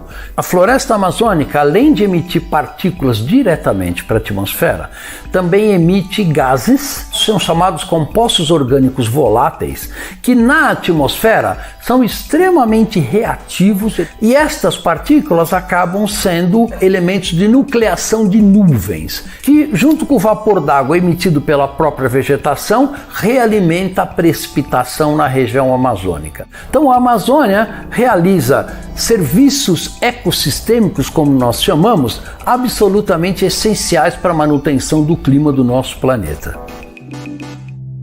Mas a floresta tem um segundo papel fundamental. A Amazônia armazena nas árvores e nas raízes das árvores uma quantidade equivalente a 100 gigatoneladas de carbono. Isto significa 10 anos de toda a queima de combustíveis fósseis de todo o planeta. A importância disso é que se a gente desmatar essa floresta, este carbono vai para a atmosfera, agravando a já crítica situação das mudanças do clima do nosso planeta. O Brasil desmatou em 2019 9.750 km² de floresta primária. Ela é posteriormente queimada e gera gases de efeito estufa, geram partículas de aerossóis e geram efeitos em todo o Brasil. Todo ano, observando imagens de satélites, nós vemos gigantescas plumas de fumaça saindo da região amazônica e vindo aqui para a região sul do Brasil em geral. Esse desmatamento ele é permanente, porque a floresta, ao ter todo o seu bioma destruído, ela dificilmente consegue recuperar a biodiversidade e os serviços ecossistêmicos que ela tinha antes de ser derrubada e queimada. E como o nosso planeta está em franco e rápido processo de aquecimento, a floresta amazônica já está sentindo um estresse adicional, além do desmatamento, que é associado com o aumento da temperatura global. Então nós tivemos a seca mais forte do século em 2005, esta seca se repetiu em 2010 e isto trouxe um estresse para o ecossistema a ponto de a floresta agora começar a perder carbono para a atmosfera ao invés de absorver esse carbono como estava fazendo até 10 anos atrás. É importante observar que o Brasil tem uma história enorme de sucesso de redução de desmatamento. Inclusive, os compromissos internacionais que o Brasil assumiu no Acordo de Paris colocam que o Brasil tem que zerar o desmatamento da Amazônia e reflorestar 12 milhões de hectares de áreas no Brasil inteiro. Nós temos que ser muito mais inteligentes e encontrar maneiras de desenvolver sustentavelmente a floresta amazônica e muitas experiências principalmente as financiadas pelo Fundo Amazônia, mostraram que isso é possível, isso traz lucro para o Brasil, a geração de empregos, promove o aumento da produtividade agropecuária pelo aumento da precipitação e da chuva no Brasil Central, e inclusive isso pode ajudar a atenuar as mudanças climáticas globais.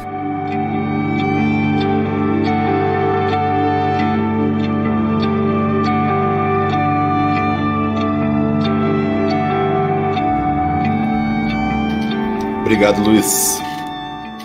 Eu esqueci de apresentar, mas esse é o professor Paulo Artacho, pesquisador da USP, né, especialista em pesquisas na Amazônia, né, e hoje ele é vice-presidente da SBPC, Sociedade Brasileira para o Progresso da Ciência. Então, esqueci de apresentar ele antes e falo agora.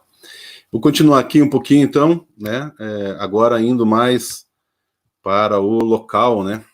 A gente falou bastante da questão global, né, continental, em termos de Brasil. Vou falar um pouquinho da questão local aqui. Então, agora chegando um pouquinho naquilo que o professor Éder falou, né, a questão da hidrologia local, né, e repetindo um pouquinho, né, o ciclo hidrológico ele é intermediado, né, por basicamente 3 fatores, né. Primeiro, a transpiração das matas, então, por isso a importância de preservação das matas regionais, locais, dentro das cidades, onde tiver árvore, ela é importantíssima, né? Depois, a cobertura vegetal, né? Aí perto de lençóis freáticos, corpos hídricos, onde for, né? Importantíssimo essa cobertura, porque ela intermedia, né, o ciclo hidrológico, né? E as matas ripárias, né? Que a gente normalmente fala aí de mata ciliar, né? Ou a gente fala, eu queria só colocar uma coisa, que a gente fala muito, né, de mata ciliar, mas a gente acaba esquecendo um pouco dos banhados, né? Eles chamam aqui de áreas alagáveis, os charcos, pântanos, planícies de inundação, que são importantíssimas, né? A gente às vezes cuida muito ali da mata ciliar do rio e acaba esquecendo um pouco dos banhados. Então, e esses desenvolvem um papel importantíssimo também no ciclo hidrológico. E essas zonas são chamadas de zonas ripárias, né? Esse é o termo mais técnico, né? Matas ciliares e banhados. Então, diversas pesquisas já mostram que cuidar das zonas ripárias, cuidar das matas ciliares e cuidar dos banhados é importantíssimo para o ciclo hidrológico local, quer dizer, a troca, né, entre o que vem das chuvas, a evapotranspiração das matas e a manutenção daquela água que está acumulada nos banhados é importantíssimo, né, para o ciclo local. E aí, né, as soluções são essas que a gente já está até careca de saber, né? Reflorestamento das cabeceiras, recriação das matas ripárias, né, plantação de espécies nativas, né, para a restauração da biodiversidade. Não tem outra solução, né, a não ser manter, né, e reflorestar as nossas matas. Vou colocar também, pedir para o Luiz colocar um segundo vídeo, né, que é bem didático, né, ele mostra a diferença entre um terreno onde existe a vegetação contra um terreno onde não existe a vegetação. Se Luiz puder colocar o segundo vídeo, te agradeço.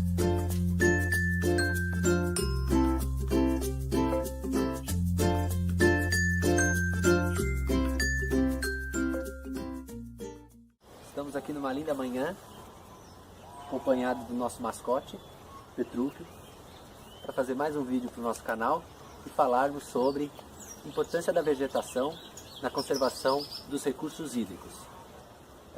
Apresentando para vocês aqui o nosso modelo de mata ciliar, metade mata ciliar e metade solo nu.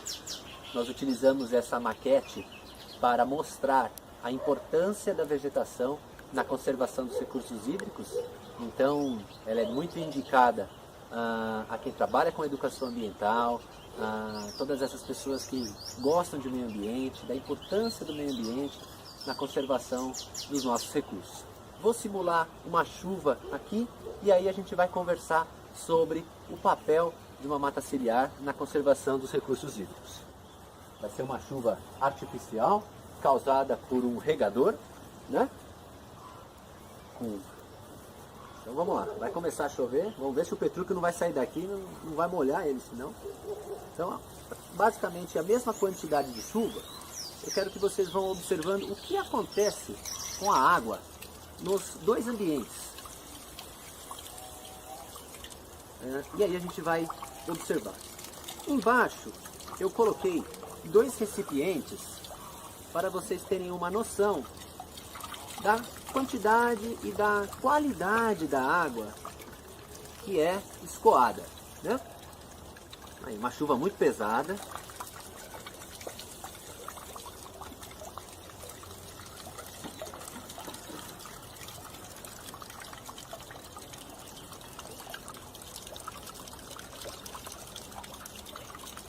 Bem, choveu bastante. Parou a chuva e agora a gente pode conversar e ver o que está acontecendo, né? No solo nu, o que a gente teve foi um escoamento de superfície. Caiu a chuva, essa água foi rapidamente escoada, extremamente barrenta, levando sedimentos, causando erosão, assoreamento, né? E saiu do sistema, saiu da bacia hidrográfica.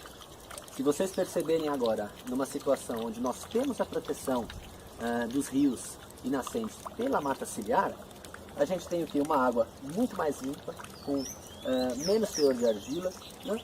E que vai continuamente recarregando, rios recarregando o lençol freático a partir de um escoamento de subsuperfície.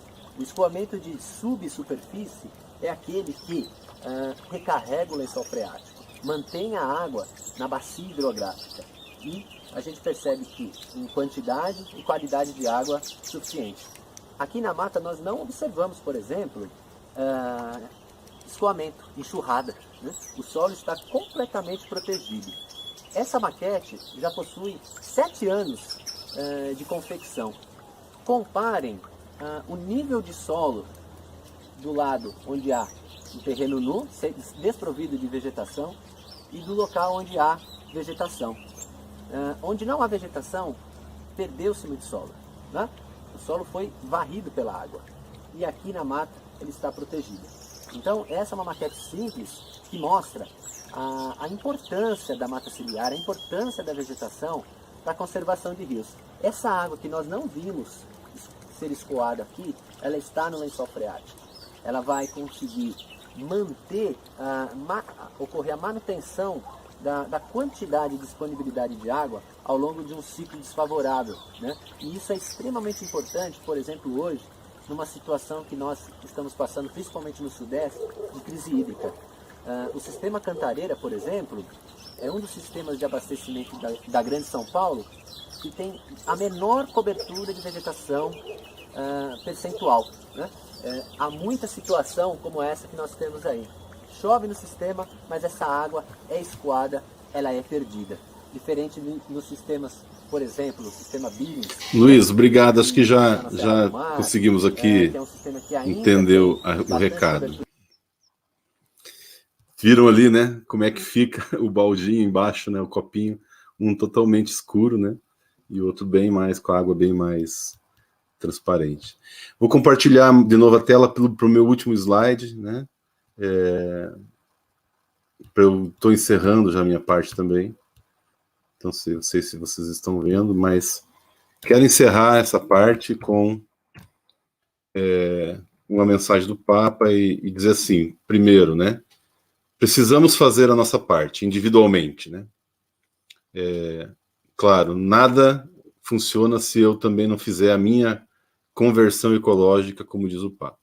Precisamos fazer a nossa parte como comunidade, né? Insisto nisso. É o que nós estamos fazendo aqui, né? Estamos sensibilizando as pessoas, estamos muitos de vocês envolvidos com atividades práticas. Eu vejo o professor Amauri lá, o quanto ele faz na comunidade dele, eu vejo o Luiz, tanta gente que eu conheci aqui na Pastoral, né? Vejo o pessoal aqui de Curitiba já se mobilizando também, muitas pessoas. Enfim, é isso mesmo, em comunidade.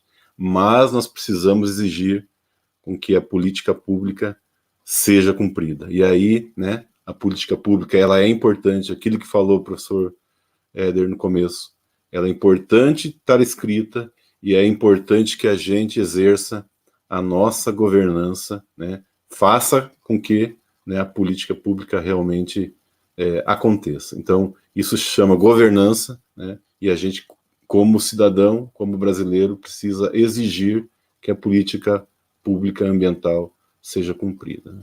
E aí eu vou um pouco para Laudato Si, né? Na Laudato Si, a palavra água está citada 47 vezes, né? Então é um tema que o Papa aborda muito, está muito preocupado com a nossa segurança hídrica, né? Então vou ler alguns trechos que eu achei importante, né? A água potável e limpa constitui uma questão de primordial importância porque é indispensável para a vida humana e para sustentar os ecossistemas terrestres e aquáticos. Enquanto a qualidade da água disponível piora constantemente, em alguns lugares, cresce a tendência para se privatizar esse recurso escasso, tornando-se uma mercadoria sujeita às leis de mercado. O acesso à água potável e segura é um direito humano essencial, fundamental e universal, porque determina a sobrevivência das pessoas e, portanto, é condição para o exercício dos outros direitos humanos. Esse mundo tem uma grave dívida social para com os pobres que não têm acesso à água potável, porque isto é negar-lhes o direito à vida radicada na sua dignidade inalienável. Uma maior escassez de água provocará o aumento dos custos dos alimentos e de vários produtos que dependem do seu uso. Os impactos ambientais poderiam afetar milhares de milhões de pessoas, sendo previsível que o controle da água por grandes empresas mundiais se transforme em uma das principais fontes de conflito deste século. Então, com isso, eu encerro minha parte, agradeço mais uma vez ao convite, né? E acho que a gente vai abrir aí para uma conversa agora.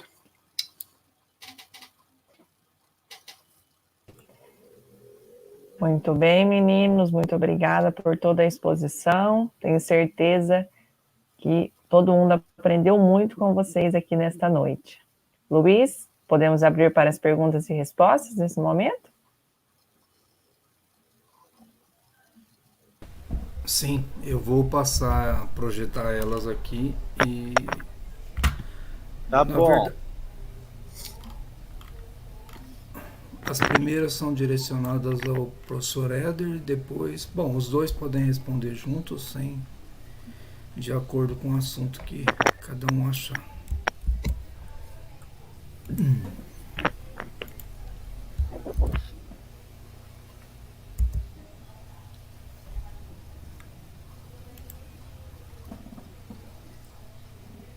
Muito bem, podemos iniciar? A Tereza Crivellaro, que comenta: é preciso tomar consciência e fazer nossa parte. Além de economizar água, devemos manter espaços sem calçamentos em nossos quintais para infiltração da água das chuvas. Então, comentar, né? Porque não é uma pergunta e é uma afirmação, e essa afirmação, ela significa o quê? Na verdade, grande parte das cidades tem a lei que fala sobre isso, né? Você pode construir e tem que ter uma porcentagem do quintal disponível para essa água infiltrar, né? Que você pode deixar terra, pode pôr pedrinhas, pode pôr grama, mas uma grande parte das pessoas, elas não respeitam. Por quê? Porque não tem uma fiscalização severa e as pessoas, como eu, a Tereza é daqui de Santa Fé, então, como nós conversamos há poucos dias atrás, né? E ela me contava uma situação, a pessoa prefere pagar para ver, então ela vai usando e abusando e depois, se a lei vier, a gente vê o que faz, entende? Só que para a natureza não tem assim, se a lei vier depois a gente vê o que faz. Toda água que é perdida vai embora, ela vai fazer falta, né? Então, isso são coisas urgentes, nós não podemos ficar esperando lei. Eu acho que tem que vir da consciência mesmo. A gente sabe que tem que ter alguma parte do quintal para isso. Se todo mundo contribuir, né? Uma cidade como Santa Fé tem que ser pelos quintais. Nós não temos praças, jardins e tudo mais, assim, com muita área, né, verde espalhada pela cidade para que isso aconteça, certo? Nós tivemos o caso aqui de Maringá, né, que é a cidade maior, mais próxima aqui. Nós tivemos o lago do Parque do Ingá secando há alguns anos atrás. Tiveram que fazer uma intervenção em algumas avenidas lá, tirar um pouco de calçamento e tal, porque era uma situação assim, os moradores, a prefeitura ficou apavorada, até porque o Parque do Ingá é um dos cartões postais da cidade. Imagina assim, com o lago seco. E se a gente não cuidar nem do nosso quintal, né, professor, a gente vai cuidar do Brasil? Como que vai ser isso? Se você não faz isso, como que você vai fazer? Eu vivo falando na sala de aula para os meus alunos, se você não fizer algo dentro da sua casa, não adianta você querer ir lá na Amazônia e ficar na frente de uma esteira com correntão, né? Deixa para o Greenpeace fazer isso. Faça a tarefa de casa, economize água, economize energia, arruma um lugar para plantar alguma coisa no quintal, grama, uma arvorezinha para os passarinhos, alguma coisa assim. Começa assim, pequenas atitudes.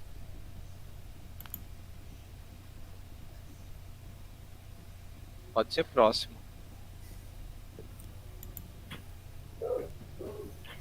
João Inácio, em Tomazina, Paraná. O povo vai alugando as áreas de pastagem para os produtores de soja. E a primeira coisa que fazem é derrubar todas as árvores, chegando ao absurdo de aterrar minas de água. Você quer comentar, Ricardo? Não, é basicamente aquilo que a gente viu, né? O Brasil está secando, né? 15% já em 30 anos da nossa água secou, né? E o motivo é basicamente a mudança do uso da terra. É isso que os dados nos trazem, né? E é justamente o que o João Inácio está colocando ali.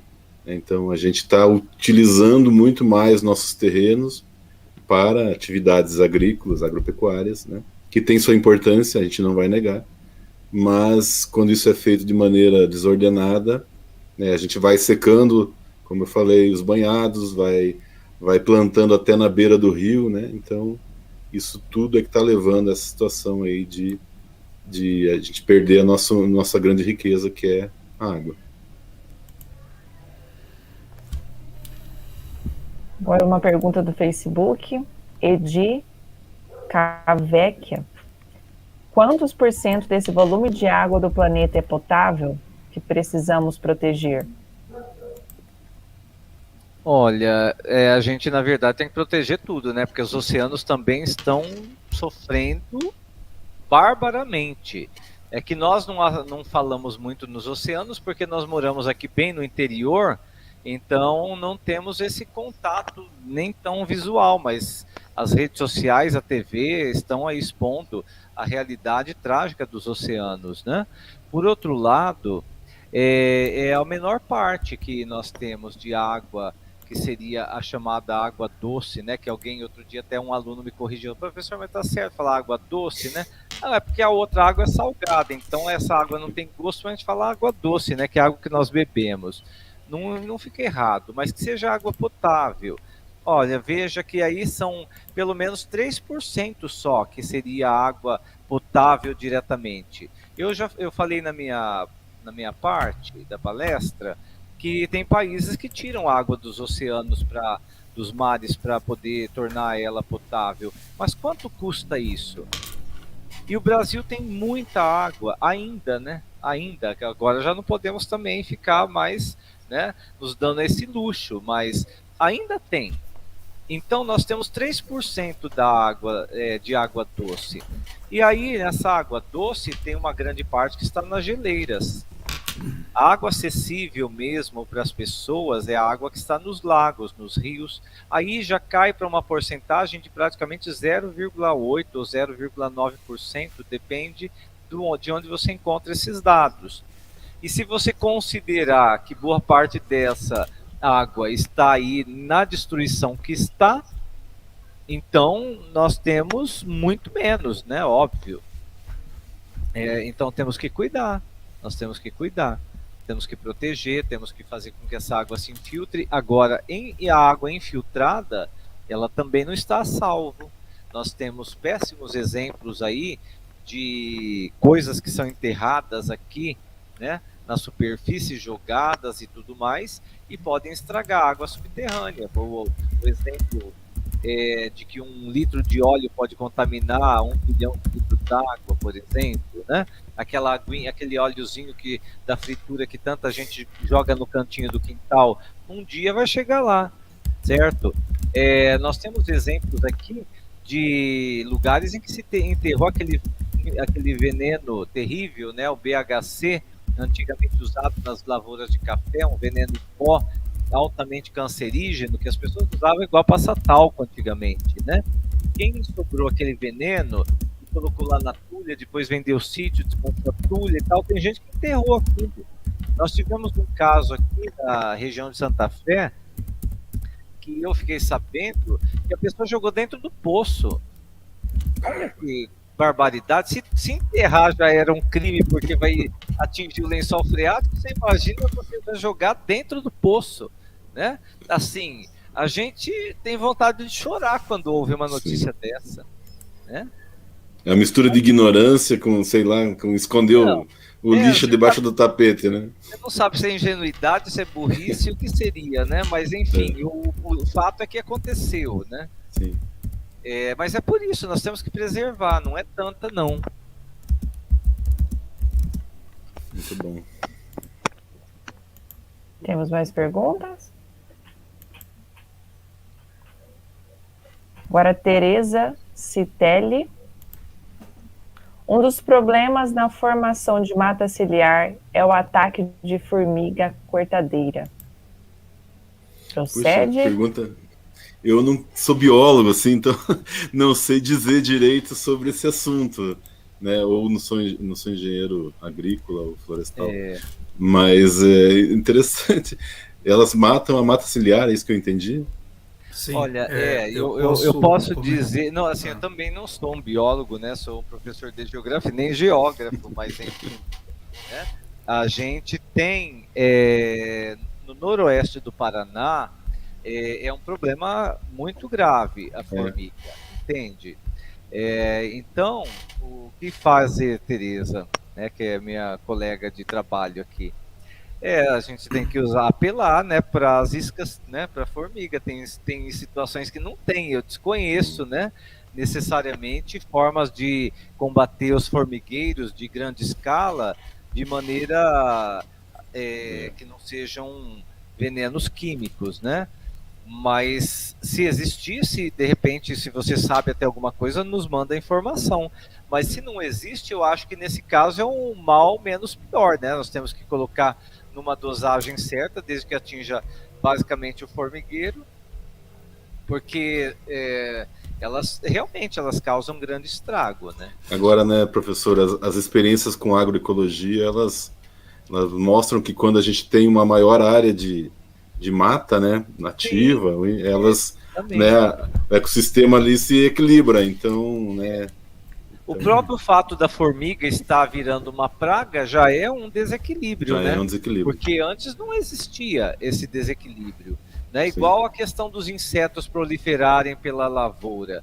Quanto menos mata, menos pássaros, consequentemente mais insetos, né? As pessoas elas não conseguem fazer essa associação. O dono da propriedade ele prefere tirar aquele matinho, era só uns pés de manga, era só uns pés de bambu, uma moita de bambu. Aquilo fazia diferença para a propriedade. A perda de biodiversidade por conta da monocultura é uma coisa assustadora.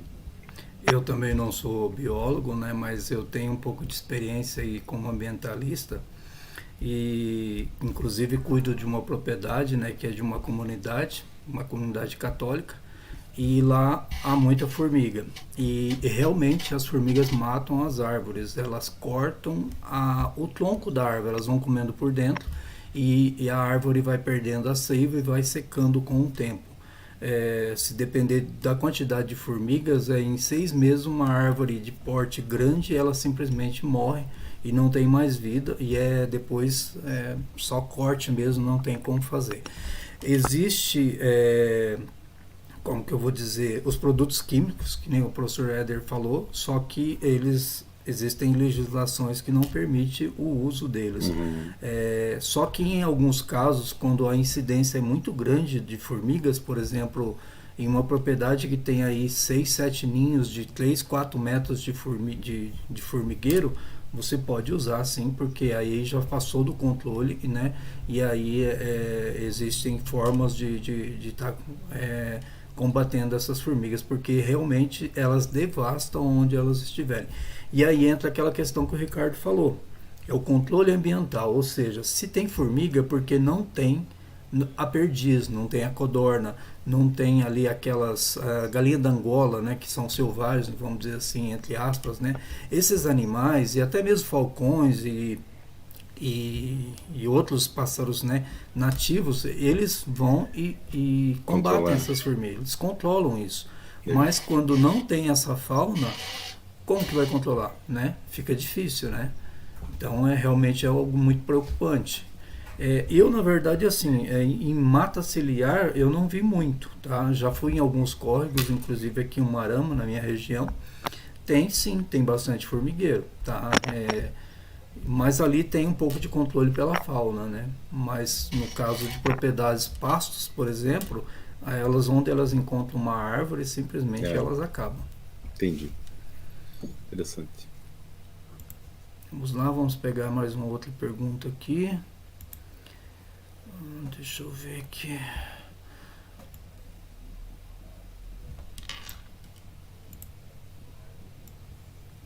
Na verdade não são perguntas, são comentários. Né? Então estou colocando comentários e daí a gente debate aqui. Tá?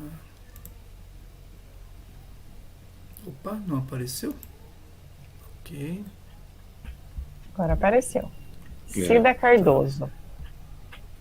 É muito triste. 75% é muita coisa. Dá para entender o Papa Francisco tomando frente e alertando para a questão ambiental. Não, esse dado de 75% de perda de água no bioma Pantanal é realmente de assustar. E é naquelas imagens que a gente via depois dos incêndios, né, do ano passado, ficou bem claro assim os drenos, né? Quando saiu a vegetação de cima que queimou, onde estavam os drenos, né? Então, realmente, eu não sabia disso, que era tanto assim. Agora saiu essa pesquisa do MAP Biomas, e realmente o Pantanal perder 75% da sua água. E o Pantanal é um bioma pequeno, né? Quando se compara com outros, como o Cerrado, como a Floresta Amazônica, você perder 75% da água em um bioma. Não, e outra, né? Se você fala de Pantanal, você pensa em água, né? Não tem como... até como cartão postal, tudo, né? Acabou com a paisagem, né? Imagina só. Então, mas isso é de utilizar, é mudança do uso da terra, né? É querer utilizar o terreno para ser ou pastagem ou agricultável. É que no Brasil não tem espaço, né? Não, é pouco espaço. Obrigado.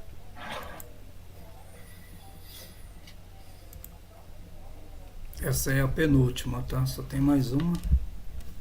Agora o Ciro Ellenberger, se não for isso, me perdoe. Temos que defender a agroecologia e não a agropecuária que destrói a natureza, como a monocultura com agrotóxicos e gado, que produzem gases que têm efeitos maléficos. É um comentário, isso né? mesmo. Exatamente. Se a gente já parasse, né, com o desmatamento, não avançasse em áreas que estão ainda, que são nativas, para o aumento, né, da agropecuária, essa tradicional de monocultura, a gente já faria um grande avanço no sentido de parar, né, o desmatamento. Porque, claro, a gente torce pela agroecologia, entende sua importância, mas o que já está feito, as pessoas não vão deixar, o produtor do agronegócio não vai deixar de fazer o seu trabalho, né? Que é importante, de certa maneira, entender, né? Mas o problema que eu enxergo é que a gente continua avançando, né, em mata nativa para aumentar as áreas para a agropecuária. Eu acho que esse é o maior... A gente tem que parar de desmatar, né? seja na cidade, seja no sítio, ou seja na floresta amazônica, no cerrado. A gente tem que parar de desmatar. Eu não vou lembrar nos livros de geografia qual é a porcentagem exata, mas nós temos porcentagem imensa de áreas subutilizadas de agropecuária no Brasil.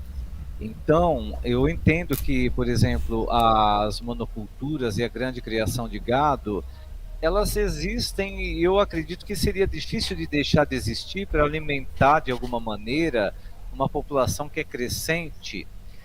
Por outro lado, elas podem ser feitas de forma intensiva e não de forma extensiva.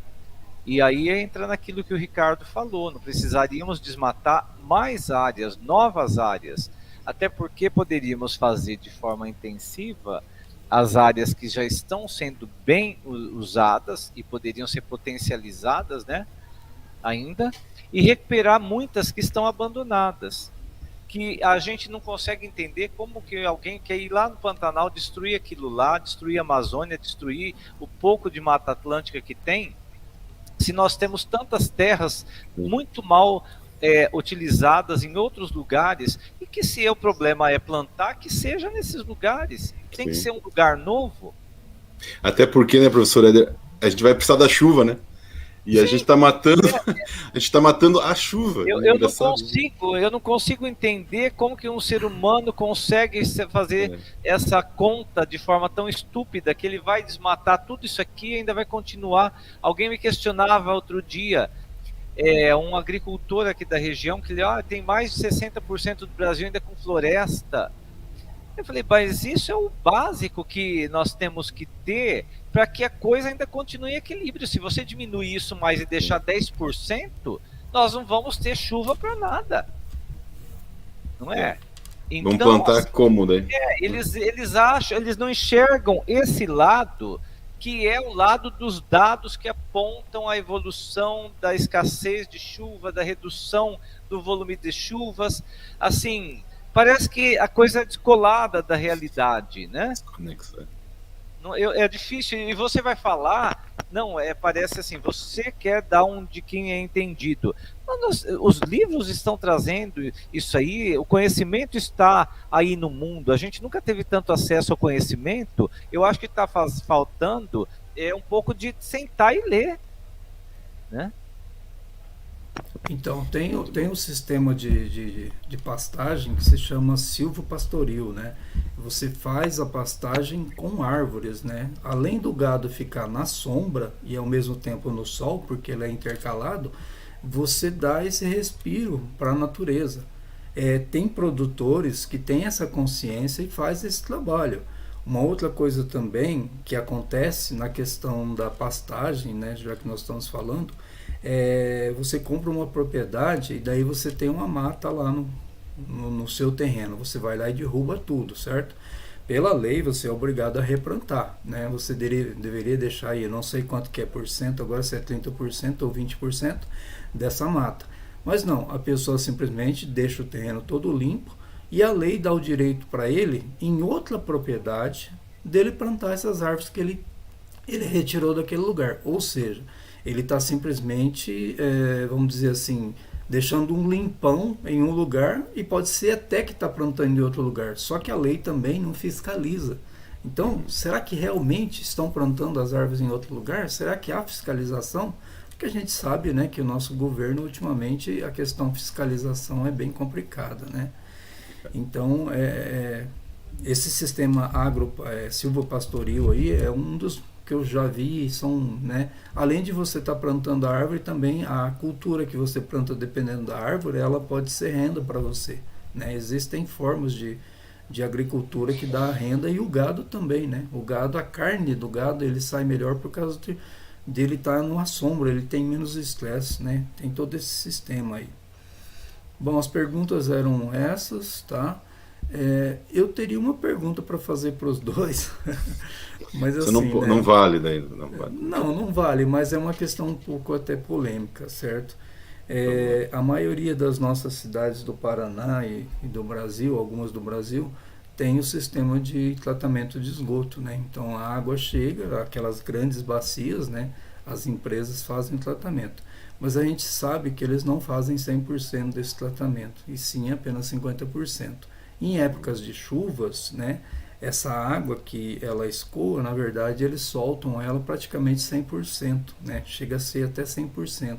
Ou seja, é uma grande responsabilidade dessas empresas, elas estão poluindo nossos rios. Mesmo que elas estejam tratando aí um pouco dessa água, os nossos rios aí que são desaguados com essas águas, porque um rio ele não é apenas um leito, que nem o professor Éder falou, ele começa aqui, mas ele vai terminar num rio maior, né? Ele vai desaguar em outro rio maior. Então tudo isso, queira ou não queira, está sendo poluído, né? Lá no rio maior, o pescador vai pescar o peixe, vamos dizer assim, e ele vai vender aonde? Na cidade onde foi desaguada a água. Então aquele peixe não está contaminado, mas, né, cá entre nós é um peixe que foi alimentado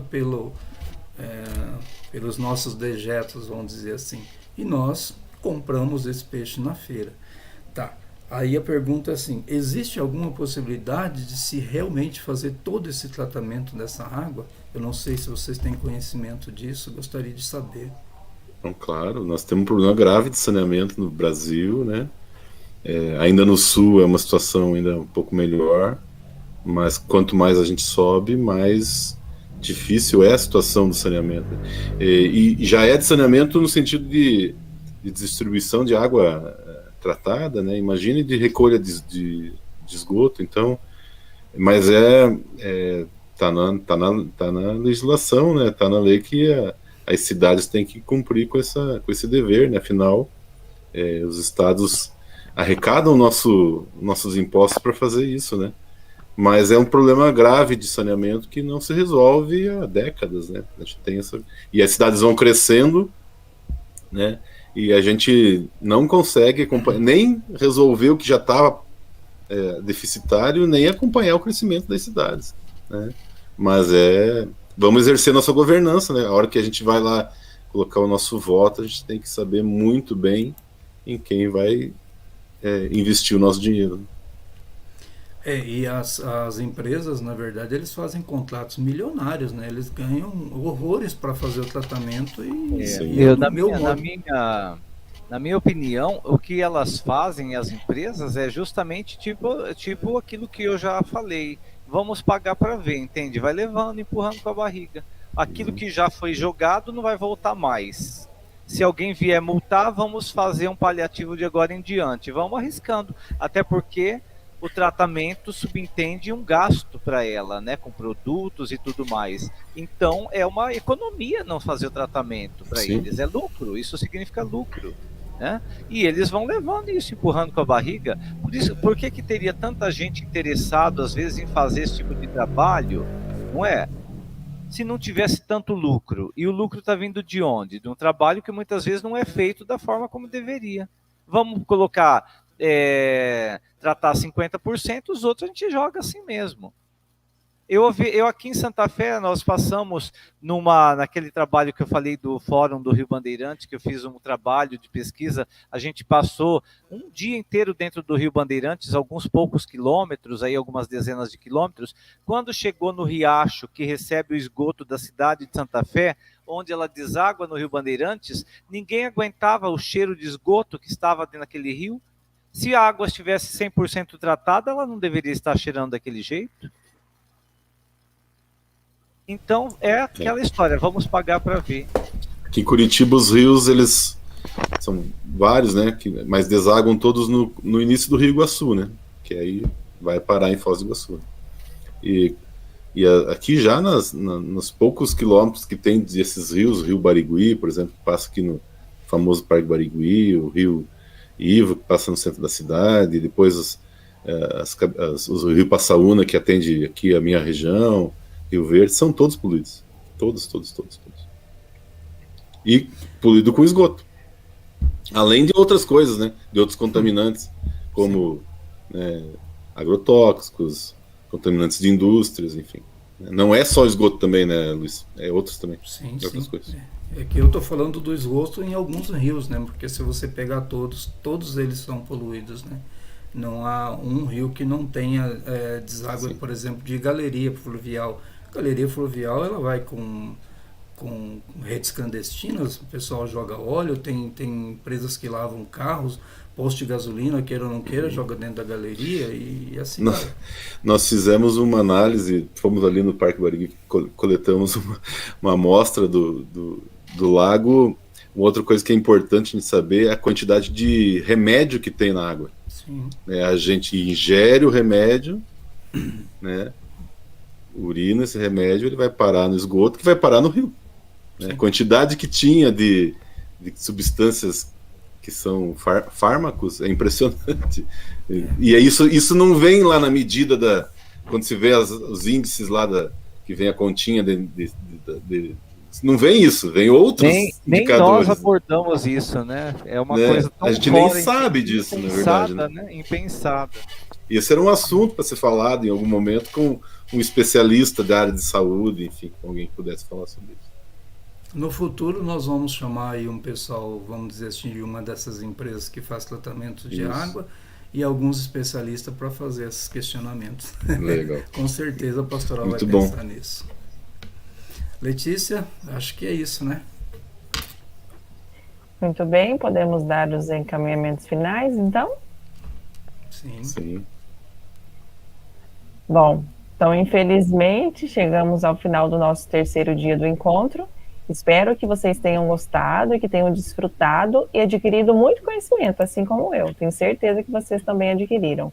Em nome da pastoral, agradeço ao Dr. Ricardo e ao professor Herder por toda a disposição, por toda a disponibilidade, por todo esse conhecimento compartilhado.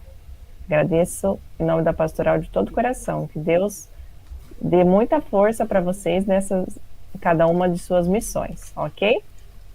Obrigado. Então, com relação a isso, finalizamos o nosso terceiro dia. Encontro vocês amanhã no mesmo horário, às 20 horas, para o último dia do nosso encontro, que terá como tema a Laudato Si e a ecologia integral. E não se esqueçam, amanhã nós vamos entregar o prêmio a uma paróquia do Paraná que mais se destacou nesse ano de 2021 em prol da Casa Comum. Quem será a paróquia sorteada, hein? Vamos aguardar até amanhã. Uma excelente noite para você que nos acompanhou. Fiquem com Deus. Até amanhã e tchau, tchau. Boa noite. Tchau, boa noite.